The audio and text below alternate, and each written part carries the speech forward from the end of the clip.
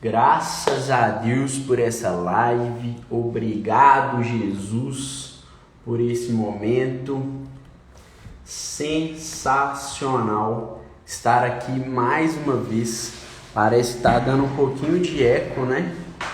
Vamos lá. Eu estou ouvindo um pouquinho de eco aqui. Quero saber de vocês. Está dando para ouvir o eco ou não? Bora! Ei, Luz! Beleza, Pati? Tudo bem? Micaela! Fala, galera! Ei, mãe! Benção! Jaqueline, minha mãe! Tudo certo aí? Acho que assim a altura tá melhor, hein? Hoje a minha cola tá zero. O insight vai vir do céu. Abner! E aí, irmão, tudo bem? Que bom que você está aqui com a mamãe. Bora que bora. Tava só te esperando, amor, para começar. Vamos lá. Galera, hoje a live é o seguinte: cases de empresa que tiveram sucesso. Várias empresas que a gente consegue listar, e a gente vai citar alguns pontos em comum do que aconteceu com elas. E muito interessante que eu andei falando sobre isso uns 3 dias. Semana passada a gente contou a história sensacional da Solange e da filha dela. Só que eu não lembro o nome da filha da Solange de jeito nenhum. Quem estava na live semana passada consegue me ajudar a lembrar aí o nome da filha da Solange? Eu sei que Solange é a mãe, Claudineia. Não sei não, viu, amor? Se é Claudineia, era alguma coisa assim. Tá difícil. Mas vamos lá. A Solange filha, Claudineia. Clementina. É isso aí, mãe. Da hora, Clementina. Vou até anotar aqui que agora eu não esqueço de jeito nenhum mais. A história é sensacional, e para quem não tava, só para recapitular, Solange mimou Clementina e entregava muita grana para Clementina passar aí os dias dela aí na escola e etc. Acabou que Clementina cresceu sem guardar grana, e quando Solange faleceu, ela teve que se virar. Sem estudo, sem nada, ela foi empreender. Galera que tá assistindo, já deixa o like e pega esse aviãozinho aqui, ó, e compartilha para 5 pessoas. 5 amigos não é muito. Pode fazer isso aí pro empreendedor novato no online. Bora que bora. E então, a Clementina. E aí minha mãe perguntou: o que aconteceu depois que a Clementina te abraçou no velório? Essa história foi parte real e parte fictícia. E a gente continua numa parte agora muito interessante. Clementina precisou empreender. E aí veio a questão, né? Empreender como? O que eu faço? Eu que não fiz faculdade, fiquei cuidando da minha mãe e tomei esse golpe aí. E agora o que eu faço? O que eu faço? Eu vou contar a história aqui, alguns cases de sucesso. Eu vou contar de empresas que vocês talvez não conheçam. A primeira é Pão de Queijo Forno de Minas. Alguém aí conhece? Forno de Minas é muito famosa aqui em BH. E é de fato um dos pães de queijo industrializados melhores. Inclusive, sabe uma receita deles agora que tá todo mundo falando que é muito gostosa. Eu ainda não experimentei, mas a Patrícia ama. Então vamos lá. Eu vou contar sobre a história do pão de queijo. Melhor rolê. Isso mesmo, melhor rolê é ter pão de queijo para comer no rolê. Aí fica maravilhoso. E eu vou contar um pouco da história desses caras, como eles começaram. E eu vou contar também da Clementina que rolou. Ciomara, boa noite. Bora lá. Então, galera, empreender principalmente no Brasil, né? Todo mundo já escutou do Sebrae assim, 90% das empresas quebram, elas fecham as portas antes do primeiro ano, mas ninguém nunca falou os motivos por que isso acontece. Eu vou contar para vocês agora.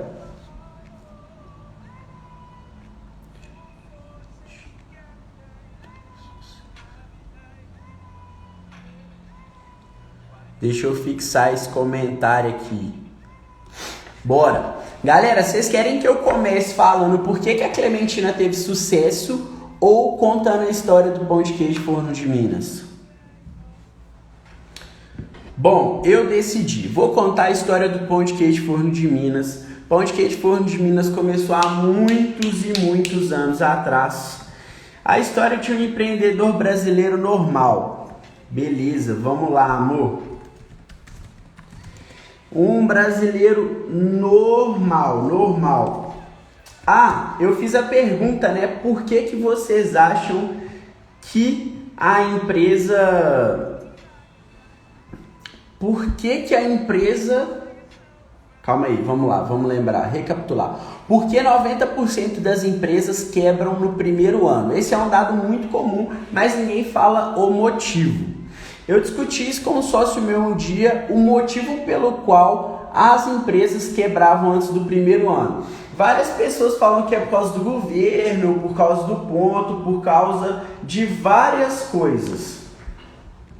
Eu, particularmente, meu sócio, chegamos à conclusão que é por causa da falta de conhecimento que o brasileiro tem em finanças e organização.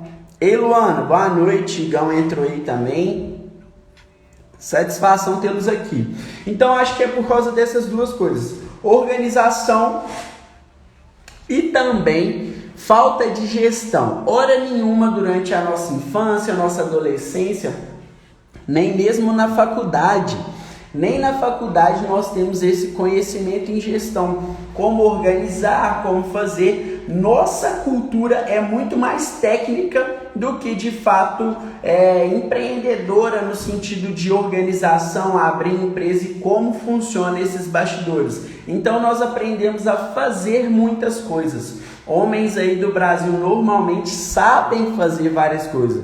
Então você sabe, desde pintar, dirigir, andar de moto, fazer várias coisas, trabalhar muito, mas você não sabe. Você, eu também não fui educado a organizar nada e ter uma consciência financeira. Então, o motivo principal que eu acho que as empresas fecham não é falta de sucesso no produto, não é porque a pessoa faz um bolo e vende e o bolo não é gostoso, ou porque o sanduíche, a pizza não é gostosa. É simplesmente por falta de conhecimento e maldade técnica, fiscal, jurídica, contábil e outras coisas. Vamos lá, então a maioria das vezes que uma empresa quebra tem esses fatores envolvidos. E eu escutei de vários pequenos empreendedores que quebraram ou tiveram multas altíssimas, algo do tipo, eu não sei. Hoje mesmo eu paguei um advogado R$200 para ele revisar um contrato para a gente. Basicamente o trabalho dele era ler e pontuar algumas coisas. Lucas, por que você fez isso? Porque eu não sei ler contrato bem. E nós temos a impressão que para você empreender e ter sucesso, você precisa saber fazer tudo. Então para eu empreender eu tenho que saber fazer conta, eu tenho que saber abrir empresa, eu tenho que saber... Não, você tem que ir a alguém que teve sucesso. Sucesso é relativo de pessoa para pessoa, mas basicamente o que a gente faz hoje é buscar pessoas que têm conhecimento nas áreas que a gente não tem, que agregam valor em nosso serviço. Então, por exemplo, eu não sei muito sobre logística, mas eu tenho conhecido que tem uma tia que é professora de logística. O que eu faço? Pego o telefone, ligo para ela, pergunto se ela pode me ensinar algo pelo telefone. As redes sociais foram várias coisas prejudiciais, mas ela melhorou muito porque você consegue conteúdo online muito positivo. Então, empreendedor, ponto crucial que eu descobri que os empreendedores de sucesso tiveram. Eu vou contar alguns cases aqui. Primeiro da Clementina, segundo do Pão de Queijo Forno de Minas e terceiro a gente define no caminho. Mas eles não quiseram fazer tudo. Fazer tudo é uma tragédia para qualquer empresário. O empresário que quer fazer tudo, ele cansa e não sabe fazer nada direito. O problema é que no colégio a gente foi ensinado, por exemplo, eu era muito bom em matemática, física, geografia mais ou menos, e português eu era péssimo. Aí eu acho que eu ainda sou bem ruim, mas já melhorei bastante. Então português, história, eu já tomei bomba em religião, filosofia, esses negócios aí me assustavam até hoje. Religião então tem pavor, mas vamos lá. Eu amo tal. A internet. Vamos ver. Voltei? Galera, parece que caiu aí, me avisa se eu voltei.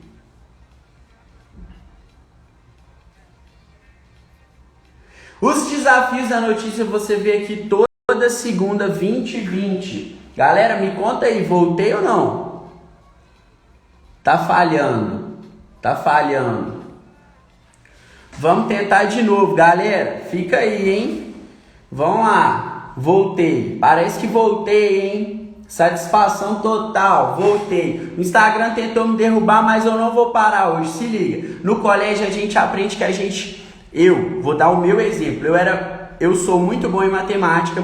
E aí, quando eu tirava total em matemática, o que a professora falava comigo? Lucas, para de estudar matemática e vai focar no que você é ruim, pra você não tomar bomba no colégio. Isso é a pior merda que existe. Por quê? Aí eu fiquei mais ou menos em matemática e não consegui subir de nível em português. Então o colégio te ensina que você ser mediano em tudo é bom pra você. Só que a vida real, principalmente do empreendedorismo, você não é assim.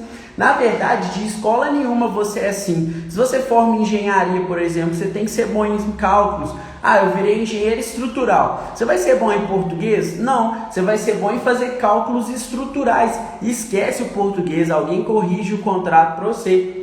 O problema é que o nosso ensino nos ensina a ser medíocre em tudo. É melhor do que você tirar 100 nas áreas do que você é bom e ficar ruim nas áreas que você é ruim. E isso pra mim é uma merda que eles colocam na nossa cabeça. Bom, não tem como burlar o sistema. Então o que a gente tem que fazer? Enfrentar e capacitar os nossos filhos a serem melhor, cada vez melhor naquilo que eles sabem.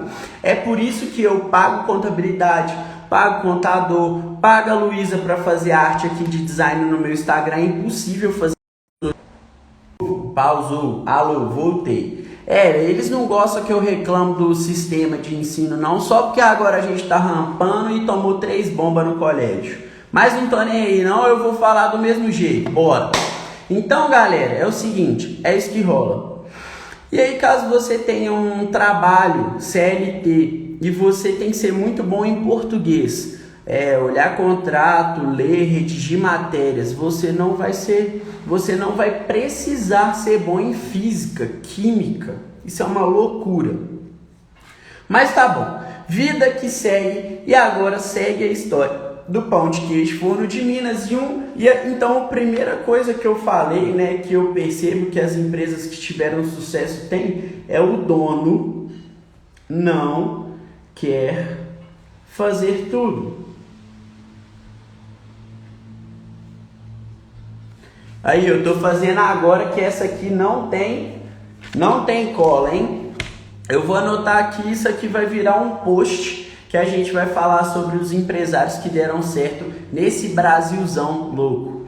Então vamos lá. Segunda coisa, os empresários focaram naquilo que ele era bom. E obviamente isso tem tudo a ver com a primeira coisa. Quando o cara fala, não vou fazer tudo, automaticamente ele tem que colocar pessoas tão boas quanto ou melhores para todos andarem no mesmo nível. Então não adianta nada você ter um produto fantástico. Então vou dar um exemplo aqui, você faz bolo no pote, eu amo bolo no pote, mas não adianta nada você ter um bolo no pote fabuloso, assim, aquele que você come dá vontade de chorar de alegria, sabe? Aquele doce que é assim, não adianta nada você ter esse doce e você não for bom em vendas, não for bom em comunicação, não for bom no delivery, não for bom em algo que rebenta, prazo. Galera que está empreendendo, coloca prazo para mais, porque é melhor você surpreender a expectativa do cliente a falhar com ele e ficar desesperado. Isso é algo que eu já falei para uma pessoa que eu mentorei um dia. Eu falei assim, cara, você coloca prazo, por que você coloca esse prazo? Ele virou para mim e falou assim, porque isso me incentiva a andar mais rápido. Eu falei, quantos por cento das vezes você tem que refazer o prazo? Aí ele falou, metade mais ou menos. Eu falei assim, então esse prazo seu está uma bosta. Por quê? Você promete algo para o cliente, você tem que entregar. Não tem essa opção, eu prometi algo para o cliente, ele que espere. E aí você perde o cliente, porque o Belo Horizontino vai falar que gostou e nunca mais volta. Esse é o pior cliente de todos, o que fala, foi bom e não volta nunca mais. Meu Deus, que desespero. Então segue uma dica prática. Toda vez que você for fazer um pós-venda, um remarketing, ali, um upsell dentro do seu já cliente, em vez de você ligar para ele e falar assim, ei fulano, foi bom?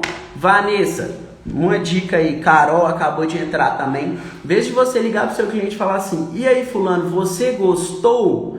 Você liga e pergunta assim, fulano, o que eu posso melhorar? Se ele falar que você não pode melhorar nada, parabéns, você tá assim, fantástico. Não precisa melhorar nada, eu amei, legal. Mas muitas vezes, se você pergunta se foi bom, o cara fala que foi bom. Então sempre pergunte como eu posso melhorar, e aí você ativa o outro lado da cabeça do cidadão, que vai te dar uma dica genial que você nunca tentaria pensar sozinho. Por exemplo, na recepção só tinha água gelada e eu queria água quente.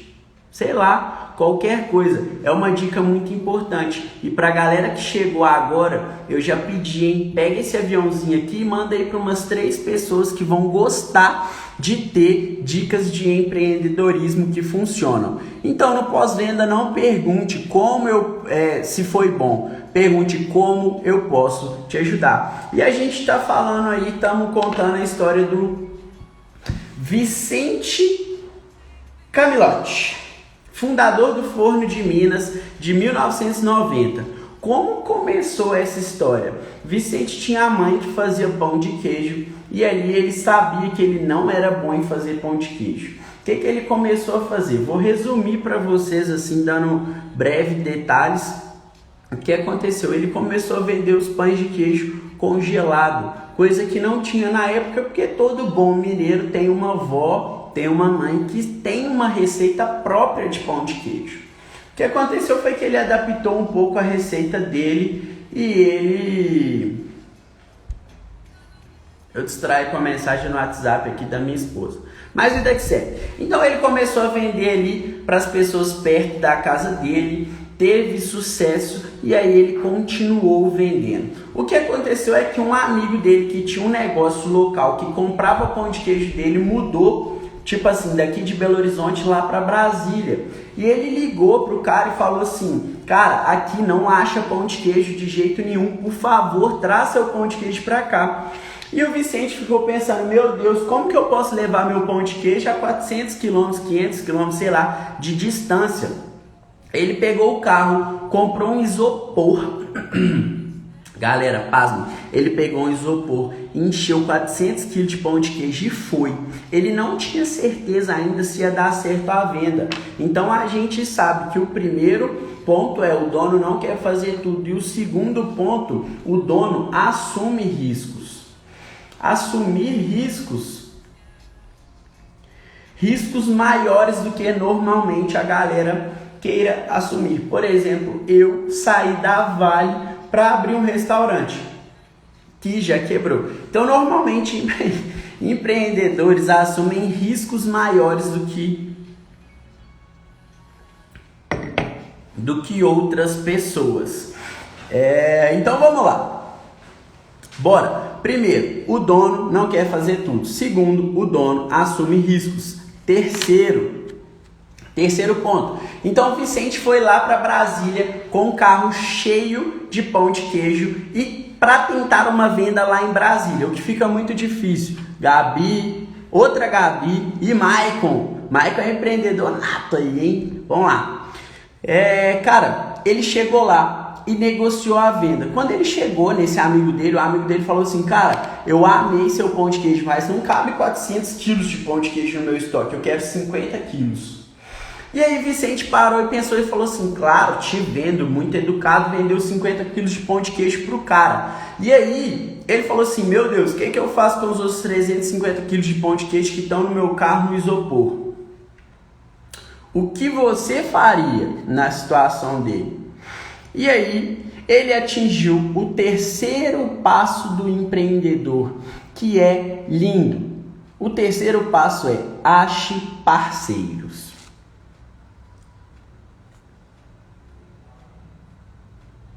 E por que achar parceiros? Nesse momento ele coçou a cabeça e falou com o cara que tinha comprado 50 quilos dele. Ele falou assim: beleza, você vende outros salgados, tem algum congelado? Ah, tem esse quibe aqui também.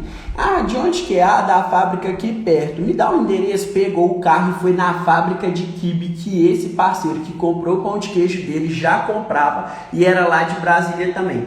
Ele chegou na fábrica e se apresentou, mostrou um catálogo, a foto da mãe dele fazendo lá o pão de queijo e falou assim: eu sou Vicente, lá de Belo Horizonte, cidade natal do pão de queijo. E aí, eu tenho aqui dentro do meu carro 300 quilos de pão de queijo, só que eu tenho um problema. Eu não tenho como voltar com esse pão de queijo, nem ficar com ele mais um dia dentro do carro, porque eu viajei a madrugada toda. Isso já era lá 2 horas da tarde. Pensa, 2 horas da tarde de uma terça-feira ensolarada, aquele sol rachando, você olha para o céu assim, não tem nuvem nenhuma no céu. O Vicente é de Belo Horizonte, tá com um Corsa hatch verde lá em Brasília com isopor com 350 quilos de pão de queijo. E isso ele vendia em média 300 quilos por mês de pão de queijo aqui em Belo Horizonte. Presta atenção nessa cena. A bateria do celular do cara acaba. Não, era 1992. Bateria era Nokia, bateria nunca acaba. Então a bateria dele não acabou, mas o céu estava ensolarado, esquentando pão de queijo. E ele vai na fábrica desse cara do quibe, se apresenta e fala com o cara assim: meu querido, é o seguinte, você não produz pão de queijo e não tem ninguém aqui em Brasília que produz. O que você acha da gente fazer uma parceria? Toda semana eu trago 300 quilos de pão de queijo para você e eu arrumo os primeiros 10 compradores desse pão de queijo na sua mão. Você só distribui esse pão de queijo para mim. Então, o terceiro ponto, eu vou falar 5 pontos só, porque nosso tempo é curto. O terceiro ponto desse é: faça parcerias. E o cara aceitou. Ele falou assim: ô Vicente, tá sol demais aí fora, vem aqui pra dentro, ar-condicionado e tal, que trem todo. Ele falou com o cara assim: eu tenho um freezer aqui que eu não tô usando, porque eu consegui dar uma rotatividade melhor pro meu quibe, eu tava até vendendo freezer, mas vamos fazer o seguinte, a partir de agora, esse freezer aqui é do pão de queijo, então você pode trazer e colocar o pão de queijo aqui e achar os compradores. O que rolou? Eu não sei se ele fez isso, mas eu, no papel dele, lá em Brasília, com um tijolão no bolso, Nokia, que não acaba a bateria nunca, mas só com isopor na traseira, o que eu faria? Voltaria lá no meu amigo que comprou o pão de queijo e falaria assim: ô amigão, é o seguinte, todo pacote de pão de queijo que você vender, vamos supor, cada 10 pacotes que você vender, eu te dou um de brinde. Então ele terceiriza a ponta, ou ele remunera melhor a ponta de venda, como por exemplo fazer uma parceria bem remunerada. Então, vamos supor o seguinte: hoje eu fabrico copos. Eu pego alguém que não está trabalhando e falo assim: copo perfeito para tomar café, igual aquele que eu postei aqui hoje mais cedo, que está assim, sensacional, meu copo preferido. Custa R$50 aquele copinho de tomar café e é maravilhoso. Pega um Lucas da vida que fala de café 78 horas por dia e fala assim: Lucas, cada 10 copinhos que você vendeu, eu vou te dar um. Você quer? Eu ia falar: pô, quero. Pão de queijo é a mesma coisa, principalmente para um dono de negócio que tem como objetivo abaixar seus custos. E o quarto ponto é: remunere bem a ponta de vendas, né? Então, remunerar venda. E aí você tem que tomar muito cuidado, empreendedor, que você, por exemplo, se você presta um serviço, deixa eu ver quem que entrou aqui, a Vanessa faz sobrancelhas, igual a Paula faz sobrancelhas, você pode remunerar uma parceria. Por exemplo, uma moça que só faz cabelo pode ter parceria com a moça da sobrancelha e trocar clientes, e uma remunera a outra quando fechar. E não é pela indicação que você precisa remunerar, é por essa cliente vir e comprar o ticket, você automaticamente você bonificar a ponta. É o que o multinível faz e é o que rampa ele cabuloso, ele remunera muito bem a venda. E aí, nesse caso do Vicente do Pão de Queijo, olha só o que aconteceu. Ele tinha a mãe fabricando, esse cara aqui, tinha a mãe fabricando, tinha ele levando, mas tinha um distribuidor e tinha um vendedor. Então, ele, nesse momento, ele só fazia a logística. Ele achou braços terceiros. Por quê? Seu dia tem 24 horas. E aí eu vou perguntar outra coisa. Você faz bolo no pote. Cada dia de fabricação de bolo no pote você consegue fazer R$200 por dia. Você trabalha 6 dias na semana, você vai fazer 5 dias na semana. Você trabalha 5 dias na semana, você vai fazer R$1.000. R$1.000 por semana fazendo bolo no pote. Vamos supor que você tira 3 dias de R$200 para fazer seu financeiro. Você gasta R$600.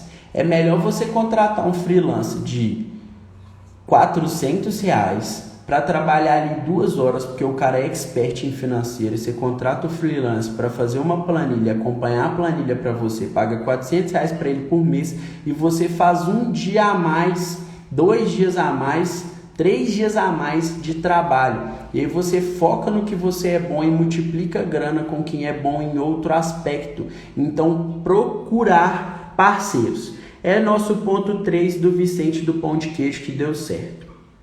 4. Remunerar bem a venda. Então, além do cara multiplicar, Kênia do Vintage Brasil Moda, super legal. Então pega, por exemplo, sei lá, a pessoa é dona de uma loja de roupa de academia, vou dar esse exemplo. Ela fecha parceria com uma professora de academia e fala com a professora: por cada peça que você vender eu vou te dar um desconto X. E aí ela remunera bem a venda. Então é uma dica aí preciosa para vocês empreendedores não ficarem quebrando a cabeça tentando fazer tudo. Quem trabalha o dia inteiro é relógio. Nós humanos temos que parar. Pensa um avião, a gente decola, trabalha e a gente desce, pousa e redecola. Então, se não pousar e reabastecer, não tem jeito. Você precisa desligar sua cabeça e fazer mini pausas durante o seu dia. Para, respira e volta. Foca em fazer o que você é bom. Mais uma, Gabi, hein? Que isso? A live das 8, Gabriela. E aí, o 5, o cara tava só na logística. Ele tava com o braço de venda, de produção e de distribuição. O cara tava só na logística, só. Além disso, ele estava fazendo a venda e o financeiro, beleza. A partir desse momento, quando a venda começou a aumentar em Brasília, ele começou a parar pelas cidades, no caminho vendendo nas cidades também.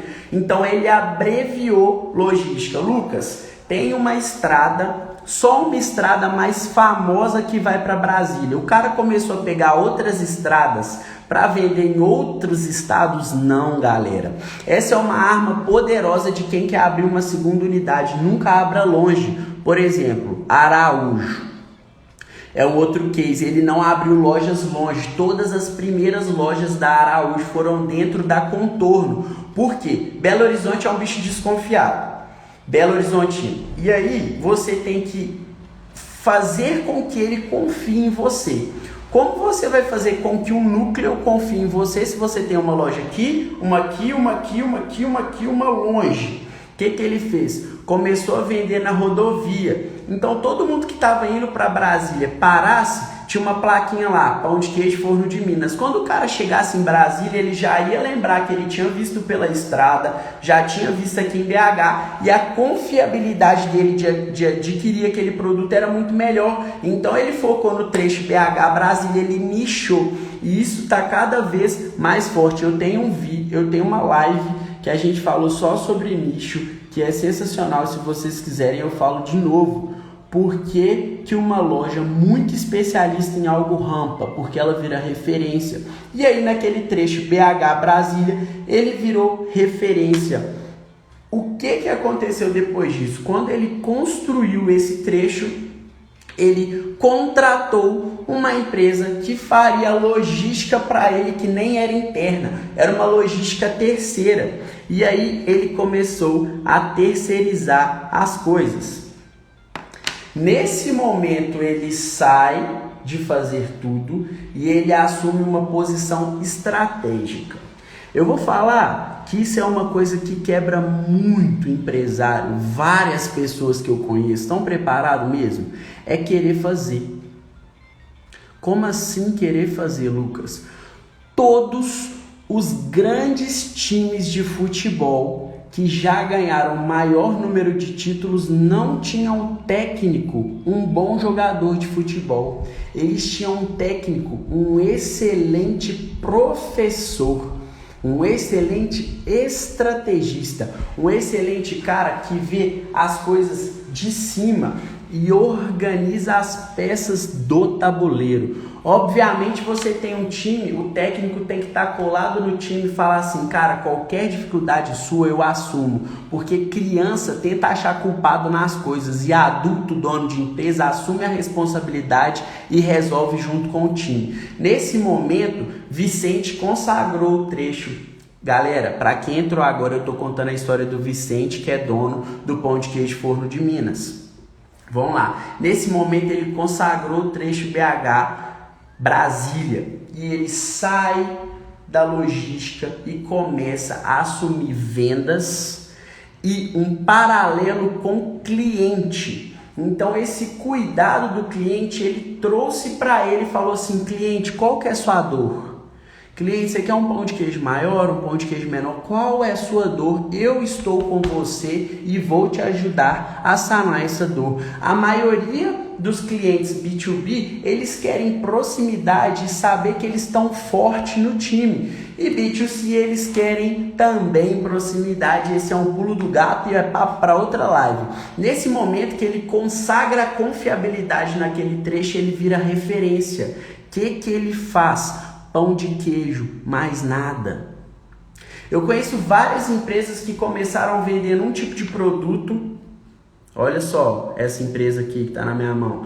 Começaram vendendo um tipo de produto como, por exemplo, um restaurante. Um restaurante abre e vende só self-service do almoço. De repente a receita dele começa a ficar difícil, ele fala, vou botar pão de queijo na vitrine, vou botar guaraná, suco natural, açaí de noite, lanche, música ao vivo, nananana. Quando vê é tanta coisa que o cliente perde a referência. Você enquanto cliente não vai em uma loja, ou melhor, às vezes vai, né? Mas poucas pessoas procuram algo específico em loja que tem tudo. Quem faz tudo não faz nada direito. A gente tem essa frase na cabeça. Então, quando você vai no prestador de serviço, por exemplo, deu deixa eu pensar aqui, um problema na parte elétrica do seu carro. Você não vai no mecânico que está escrito eu faço tudo. Você vai num eletricista. Deu problema de escapamento. Você não vai no eu faço tudo. Você vai no loja de escapamento especialista. Aí você vai nesse cara. É igual quando você tá com dor no osso, bateu a canela, acha que trincou a canela. Você não vai no clínico geral, você vai direto no ortopedista. Quase que não sai essa palavra. Vou até tomar uma água. Galera, o Vicente vira referência. Sai disso, começa a cuidar do cliente. No caso ali são empresas de venda. Exatamente, sogra.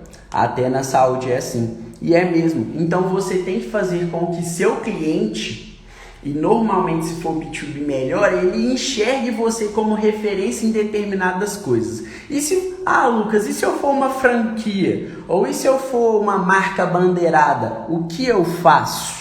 Você precisa virar referência em um serviço diferenciado dentro daquela loja.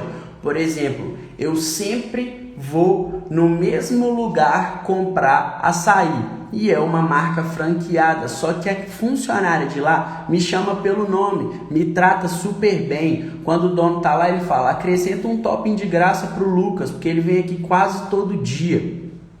Por exemplo, o cara que eu compro café, Inteligência BH, sensacional, o cara me leva na fábrica, eu vou lá e tal, e ele me trata bem. Então, caso você seja regulamentada por algum órgão, por alguma marca, por algum master, franqueado, você precisa ser referência em determinado assunto dentro daquele nicho. Por exemplo, todo cara que chega, eu sirvo um cafezinho. Isso custa nada no seu faturamento e pode agregar muito. Então, a experiência de sucesso do seu cliente é o que vai te transformar em referência se você não tentar fazer tudo. E o quinto ponto é seja referência. Depois vocês vão pesquisar sobre uma marca que faz zíper. É a maior marca do mundo. Deixa eu ver se eu acho aqui. Maior empresa que fabrica zíper no mundo. Cara, os caras só fabricam zíper. Chama YKK Group. Eles foram fundados em 1934. E os caras só fazem zíper. Eu tenho um amigo próximo que a empresa dele só faz bola para dentro do moinho de minério. Então, quanto mais nichado você for, mais rápido você vira referência.